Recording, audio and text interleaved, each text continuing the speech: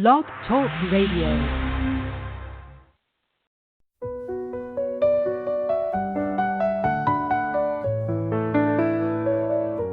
Sing to Yahowah, ancient city call, stones remember all. Hear the shepherd's song, the herald summons, your king returns. Words written on the pages echo through the ages. Shema Yisrael, you must hear Yahowah's words so clear. In this night and in the day, echoes never fade away. David's songs forever sing. Mashiach's gift to you we bring. Lift the shofar to the sky. Yahowah is El Shaddai. Shema Yisrael, hear the sound, a message for you coming down. Daughters of Zion, lift your voice. The time has come to make your choice. Shema Yisrael, you must hear Yahowah's words so clear. In this night and in the day, echoes never fade away.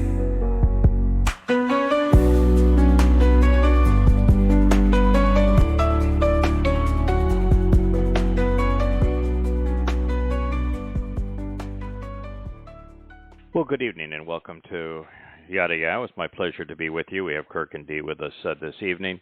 And Dee, earlier today we were talking about the fact that there are three Zeroah, and it's interesting that the three Zeroah all have songs. Yes. Most people don't know, but Moshe wrote two songs. The first is in the Torah. It's called the Song of the Sea. And the other, I believe it's the 80th Mizmor. I know I've translated before, but Moshe took his hand to writing a second song. It's the 80th Mizmor. And so the great liberator had two songs. And Dode, of course, who is the great psalmist of Yisrael, Yahweh's preferred lyricist, had scores of songs, plus he wrote beautiful prose for the Proverbs. And now the latter day, if you will, Zeroah, the one sowing the seeds for the harvest. Well, you know, he wrote his. He had a first song written for him as the introduction to the show. That is the Song of the Herald. So you've heard a beautiful song written for this mission, and it's a beautiful introduction to the show. And then he got all full of himself last week and took his hand at writing a song, his first bit of poetry, as I had shared since I was 7 years old. And we did our show last week on the Yahweh Sings to Yisrael. And to my thinking, it's the first time actually that I've been able to actually listen to an entire program. And the next morning, from beginning to end, I listened to the hour program of Yahweh Singing to Yisrael, where we introduced everything that represents. And I think it was the single most meaningful, best prepared, produced, if you will, program we've ever done, when recognizing that 100% of it was extemporaneous. We were speaking from the heart about the God we love, addressing the people that he loves that are not listening to him, and the importance of coming to know his name, coming to know that just because he chose them does not matter unless they return the favor and choose him in return. And thus far, they have not done so. Yisrael is very, very sick. And they need to be healed. They need to abandon their affinity for progressive politics and for rabbinical Judaism. And I'm not expecting the leftists, who are the most shrill against the government, to change. I'm not expecting the wasted lives of the Haredim, the parasites, to change. There is a core of Israel between those two, which represents about 60% of the nation, that can walk away from religion because it does not dominate who they are. They can walk away from politics because it does not define who they are, and can be receptive to Yahowah's message. Mm-hmm. I wrote all full of myself, I guess. I took my hand to write a second song, this time different than the last. The last time I wrote a poem that I asked Dee to see if she could turn into a song, and I wrote the poem from Yahowah's perspective to his people. This time I actually attempted to write a song. My first attempt ever. I was actually quite pleased with the lyrics, but and Dee did a marvelous job of working with my wife, turning it into both a song and also a video presentation.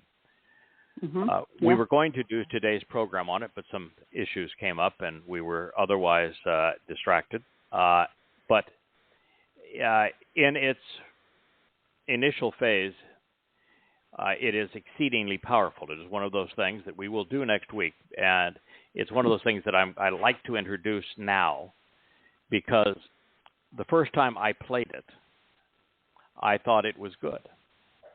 The second time I played it, I thought it was powerful. The third time I watched it, listened to it, and read it, I was moved to tears. I continued to listen to it and play it some 10, 15 times.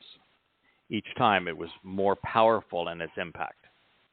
But that song is different than the poem. The poem I wrote as a direct derivative of what I read in Yahowah, in Yahowah 53. You know, all we like sheep have gone astray, and I began there. That's why the introduction of it was spoke. You know, why have you become so feeble? Why are you like now all of the other sheeple? That's why it began that way. This is quite different. I realized that while there are many things that separate Israel and Yehudim from Yahowah, the single most important of them isn't actually the recognition that Dod is the returning Messiah and he is the Zeroah, the Passover lamb, that he is the Son of God and the chosen one and the King of Kings. No. It's not even the proper understanding of the conditions of the covenant or the benefits of the covenant, 5 for each. It's not even the timing nor the purpose of the Moed Mikra, or the fact that Dod fulfilled the first 3 and will play a major role in fulfilling the last 2. No, it's Yahowah's name. God's people have erased his identity. Yes. And so this song that we'll do next week's program on is based on saying, I told you my name through Moshe. Why don't you believe him? You know, don't do what we heard the Israelite do last week and say, well, you know, how dare you write a song that includes that name? It sounds, you know, like it's not geared for us. Oh, so this time I'm doubling down. Yeah, to the contrary. I'm saying, Moshe told you my name. It's brilliant. Moshe told you my name. Why not listen to him? The reason that we're not doing this show this week on it is that while I thought the visuals and the lyrics and the song that my wife and Dee collaborated on was exceedingly powerful, there was an aspect of it that I was not comfortable, details of it that I thought needed to be improved. Because I'm making some accusations towards the end of that song that have never been said before. And I need to earn the right to say them on God's behalf. I'm speaking for God on behalf of his people and I'm making declarations against, for example, the terrorists will come. They have come, and more are going to come. We know this from what we read here in Yoel. And Yahowah could stop them, but he won't. And the reason he won't stop them is because he cannot and will not intervene in a Yisrael that is corrupted and polluted by rabbis. The rabbis are damning Yisrael and Yehudim to be raped and plundered and mutilated and massacred and terrorized by Muslims. They created the religion of Islam, and now they're responsible for this. And to make that kind of claim, I have to set up the conditions that justify it. And so I've asked that the beginning of the song reemphasize the license to make that kind of claim. So we will do the program next week. I would strongly encourage, since it will be sometime before Friday, that the song will be completed and it will be up on the social media sites, particularly Yahowah at YouTube. It's so much more powerful listening to the song with the visuals, the video images that play and the images that play, and with the words written beneath the vocals. I have come to see over these past few months, since my wife began to work with an AI-driven media program that she found, that she has subsequently shared with Dee.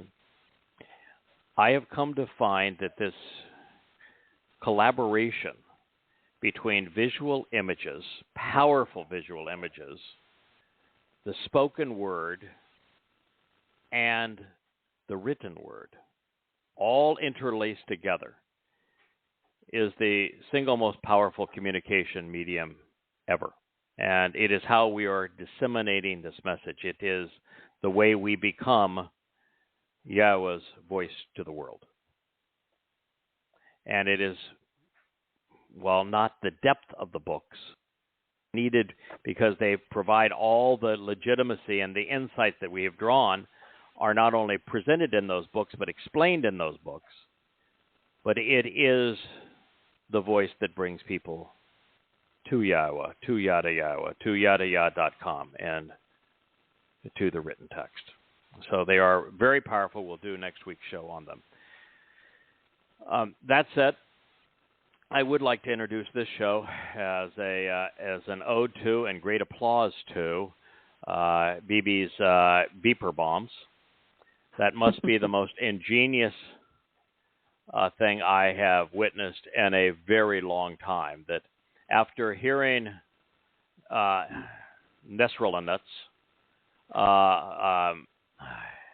full of nuts, way too insane, the chief of Allah's party, Hezbollah, say that you can't use cell phones anymore. Those dastardly Jews are listening in. Can't use social media. We can't communicate by that. Nope. We're going to go back to the carrier pigeon. We're going to go back 40 years. You know, there was a time back, I'm old enough to have actually had a beeper. And I know what they are. I'm surprised anybody else does, but I do. Nesrel nuts, he was on to something really big, and it was one step beyond the carrier pigeon, and he went back to the beeper because those dastardly Jews, there was no way they would listen in on the beeper, and he made sure that every one of his little terrorist operatives and Hezbollah, as well as their sponsors in Iran, that they had beepers so he could tell them when to fire rockets. 879.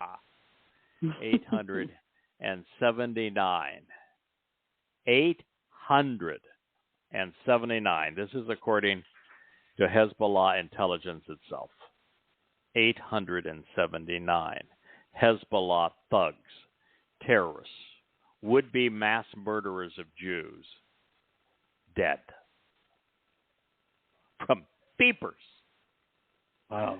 291 senior commanders of Hezbollah dead. Oh, they missed the most senior commander of Hezbollah. So after Hezbollah decided to shoot 100 rockets into northern Israel today, the IDF bombed a meeting where they said, okay, we can't use these pagers anymore. Let's come in for a face-to-face powwow. Bombed the damn meeting and killed the top commander of Hezbollah today. So, attaboy. 509, because they sent a message, and so what the first thing the Hezbollites did, Allah's terrorists, is they picked up the pagers to look at the message. It blew up in their eyes. 509 were blinded. 1,735 were injured. First time I saw this, I said, you know, where they keep pagers, don't you? You know, I think this is going to be payback for raping Jewish women. It's going to blow off their junk. 1,735 Hezbollites junkless. We've got some eunuchs. It's circumcision by Mossad. I'm sorry. I'm laughing. I don't give a crap what happens to those who want to exterminate Jews and eliminate Israel. If that is your goal, I am delighted for you to be dead. I am not going to personally kill you. Well, I will. And I'm not encouraging anyone to do violence, except if somebody is actively plotting and involved in shooting rockets into Israel to kill little children, then it's better that you're dead. And it's better that you're blinded. And it's better that you're injured. 613 with permanent motor function damage. And a lot of them just crying on the floor like little wussies. So, congratulations. I've been all over the Mossad. Blunderhead move on 10/7. It was their fault. There was every reason for them to know this was going to happen. And they not only didn't know that it was going to happen or ignored it, but then with the IDF intelligence, they had no idea how to respond. And all of the bad things happened because the IDF was useless on that day. And now Israel's had to destroy its reputation in the world to defend itself. Even the head of the UN said, oh terrible Israel. They weaponized a civilian object. That's so meaner of them. Oh, you piece of shit. I wish you had one. In fact, I'm actually surprised you didn't have one. What a piece of crap that worthless human being is. So that's the introduction. I am exceedingly happy for Israel. They needed a win. That was a tremendous win. Of course, the State Department now is condemning Israel for some of its soldiers throwing some terrorist bodies off the top of a roof. These are men that were shooting as snipers at the Jews who had to enter Gaza because of the fact that they were so murderous on 10/7, and when they finally shot, rather than very lovingly caressing their beautiful bloody bodies as they would be presented to Allah as a martyr for extra points for having tried to kill Jews, they didn't lovingly carry them and nurture them and kiss them as they carried them down the stairs to painstakingly bury them in Islamic fashion while reading the Quran. No, they taught side of the building rather than having to be bludgeoned by them or vulnerable to anybody else, and the United States wants an apology. And the IDF said, this is not consistent with IDF behavior. Who in the world are we kidding? Yep. Anyway, as I look at the Hezbollah attacks on northern Israel, they deserve whatever they get. I hope Israel doesn't invade southern Lebanon because too many Jews will die in that process, and it's just it's too heavy a price. But what I hope that Israel does is that with every rocket, with every drone that Hezbollah decides to send, that Israel answers 100-fold. If you send a rocket, we send 100 bombs. And I think if they consistently respond 100-fold with bombs from the sky, that is the best answer. And just continue to do it until there's nothing left. But don't invade. Don't try to win this war on the ground and expect a better result than what you have there. There's also, Israel did something incredibly stupid at the United States urging. They said that if Hamas released all the remaining hostages, dead and alive, which is probably 80 that they would have control over, probably 35 to 40 are alive, that they release all of them at one time. Israel releases whatever number of terrorists from prison. That Sinwar can go and be free. He can go and escape Gaza, and Israel will pull out of Gaza. If Israel leaves the border between Gaza and Egypt, then every one of its soldiers will have died in vain, and they will have squandered their reputation in the world for nothing. Right. And if Israel continues to condemn Bibi Netanyahu for not capitulating to Hamas, a satanic organization that has mutilated its people, and encourage it to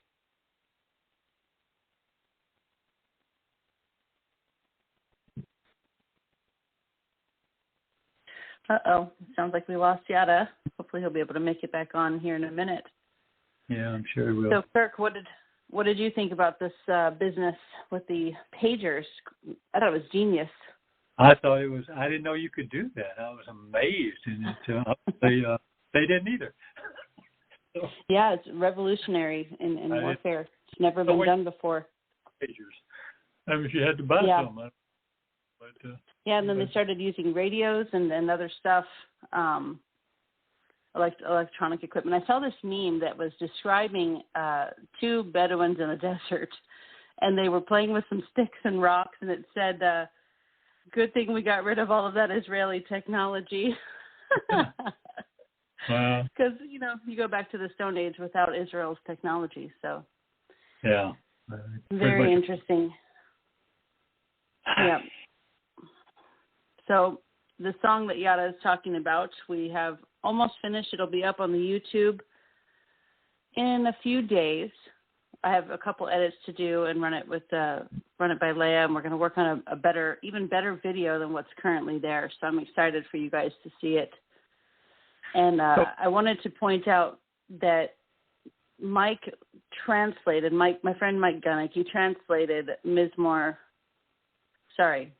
Shira La Moshe by, it's from Devarim, and there's another song of Moshe that I forgot about. And so that's actually on Shemar Torah if anybody wants to read it. Okay. It's not Yada's quality of translation, but it is interesting, so I'm posting it in the chat for you all to read. So what do you do to find it? You just go to YouTube channel?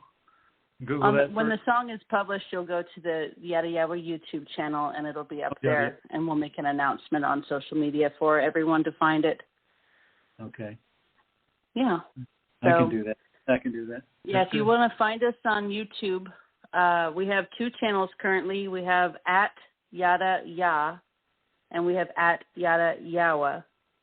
And so the archives that Stephen started for us are on the at Yahowah channel, and the stuff that we're doing with the AI video content is at Yahowah. So that's where you can find us. Okay, so go there first. Okay, just Google and go. All righty, that's easy. I can do that. We have a sort of a specialist, our friend Charles, who runs the Shamar and Met website, is going to help us restructure all the YouTube channels to make them more efficient and better operational. So it's going to be good. we're making a lot of changes to the social media and trying to gear our content more towards Jews who might find this information while we're gone. So it's a lot of work, but it's hopefully very rewarding. Well, if you need any stills to go in between on those sort of things, let me know. I can do the single frame. Yeah, that reminds me, Kirk. We have 4 pieces of art coming from you that will be published soon. I've actually made them. I was supposed to have them up last month. Oh, that's secondary. So that's nothing. Yeah, so we'll have those out soon, and you guys are gonna like this. Kirk's quite the artist, so it's a treat to see all of your stuff. Well, appreciate it. So we should have those up soon. Well, yeah. So I am sad Yada has not returned. Well, do you want to read some of the? You want to start at Yahowah 2:1? Do you want to start there, or you want to start before that? We certainly can, but my rundown of it will not be as effective as what Yada has done since he translated it, of course. But we can just start reading it. This is in Twistianity, Volume 4 and Chapter 8, I believe. Yeah. All right, so we'll start in Yahowah 2:1. Sound the shofar, taka shofar in Hebrew, in Zion and among the signs posted along the way, signaling future action, providing a warning, an explanation, and a shout of exaltation on my set-apart mountain.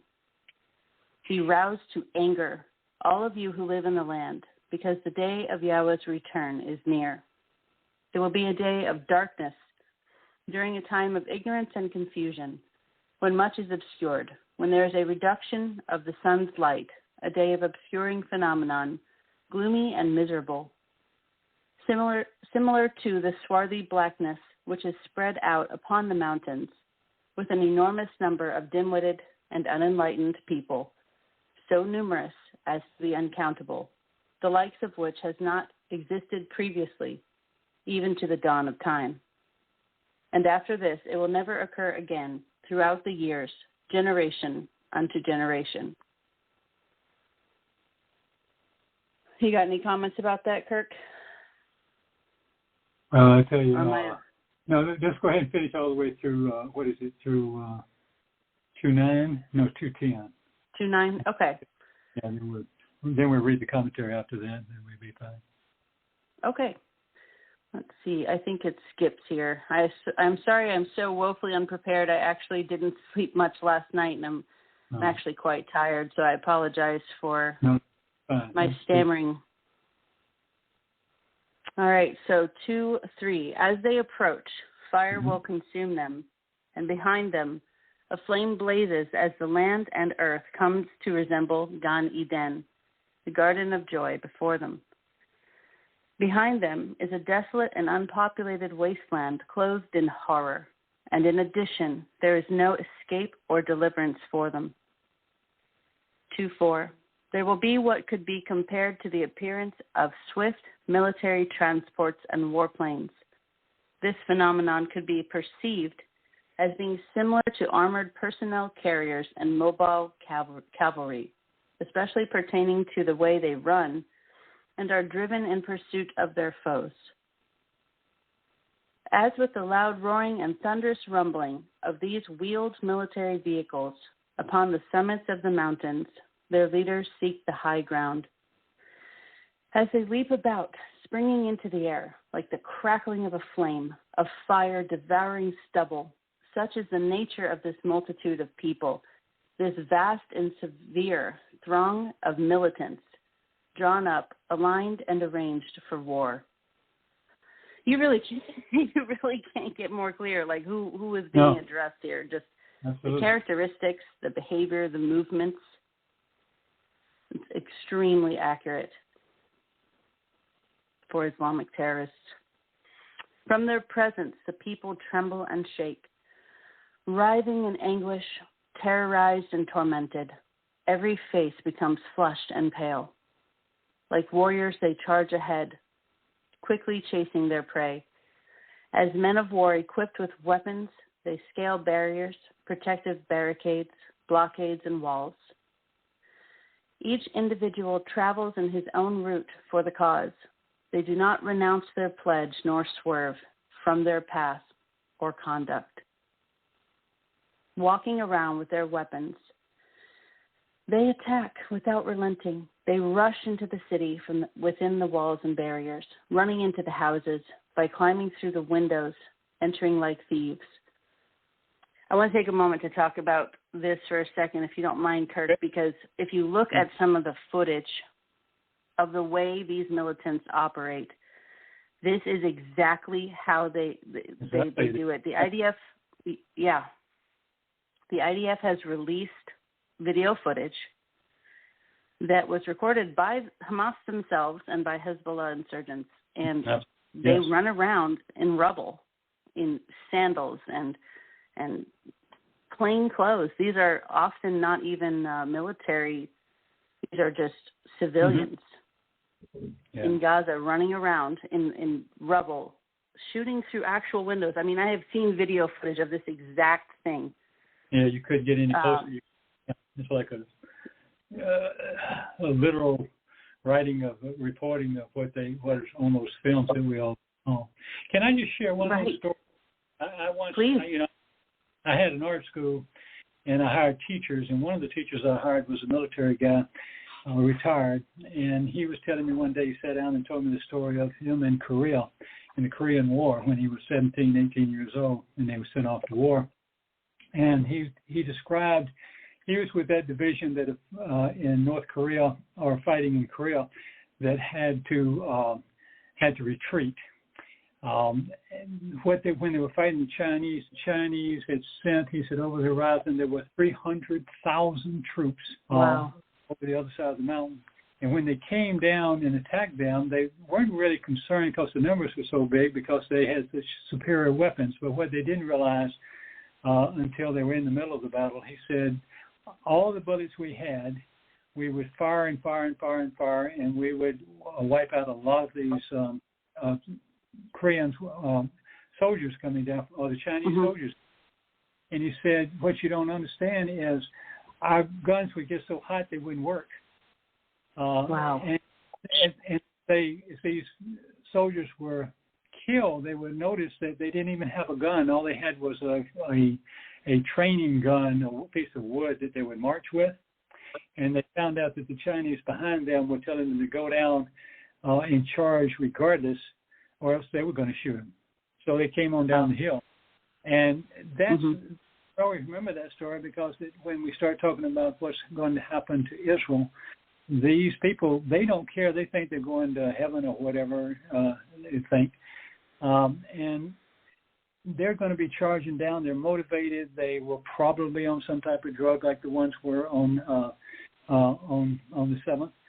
And they so they'll come down for all the different motivations they have, as well as they'll probably be threatened as well if they don't. But they'll charge down, and you can't stop them. There's not enough bullets.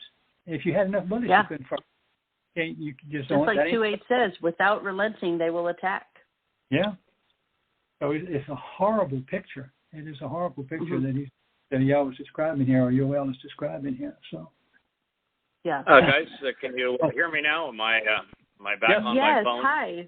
Okay, the Blog Talk Radio will not allow me to call back in using Direct Connect, so I'll just join you by phone.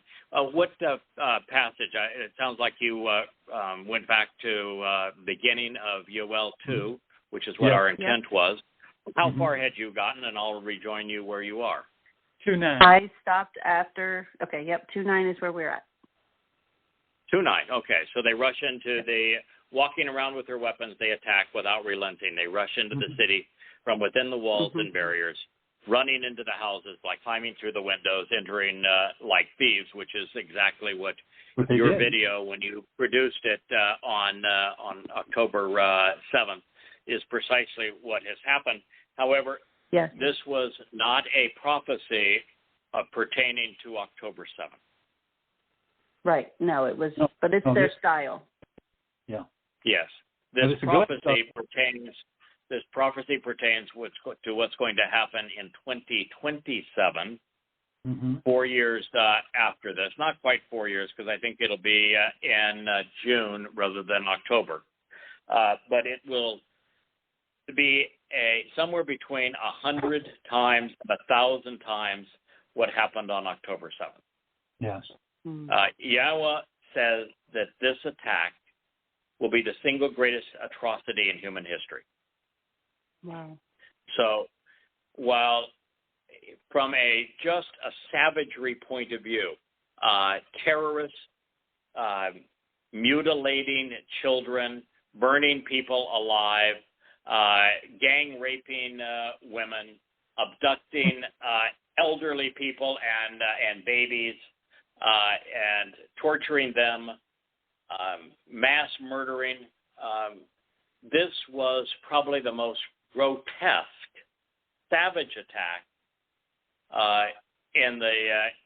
could it be really in the last couple of thousand years. I don't think we've ever seen humans as depraved as the Muslims were, which is why it makes the progressives who are rallying on their behalf and all of the Muslims protesting in colleges and other places worldwide, it makes you reprehensible to be rallying on behalf of these demonic savages.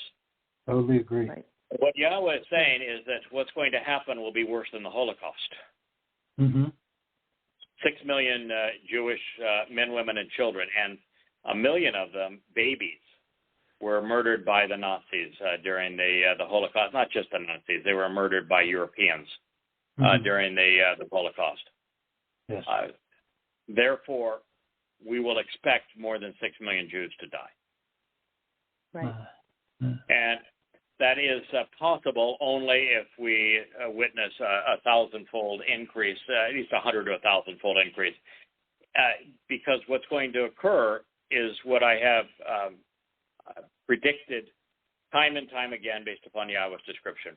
Rather than 3,000 rockets and aerial bombardments from essentially large pipe rockets, there's going to be 300,000 or more very sophisticated missiles and drones and artillery and anti-tank rounds, all forms of flying projectile, and it's going to be at least 100-fold.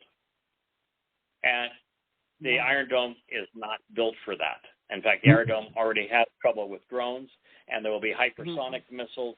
They're going to be shot from Iran, from Iraq, from Syria, from Lebanon, and from the Houthis. So it is going to be, and also from the West Bank and from Gaza, because Israel's going to leave the border. And that is, it's going to be devastating because the Iron Dome can't keep up, and they're much larger, more powerful projectiles, and they're better guided projectiles, and they will take out and send ablaze Israel cities. I'm not rooting for this, of course. I'm trying to warn Israel what's coming. Not. So that you know what's going to happen. But your cities are going to be set ablaze, and they're going to hammer Israel's infrastructure, so there'll be no electricity, there'll be no water pressure, there'll be no cell phones.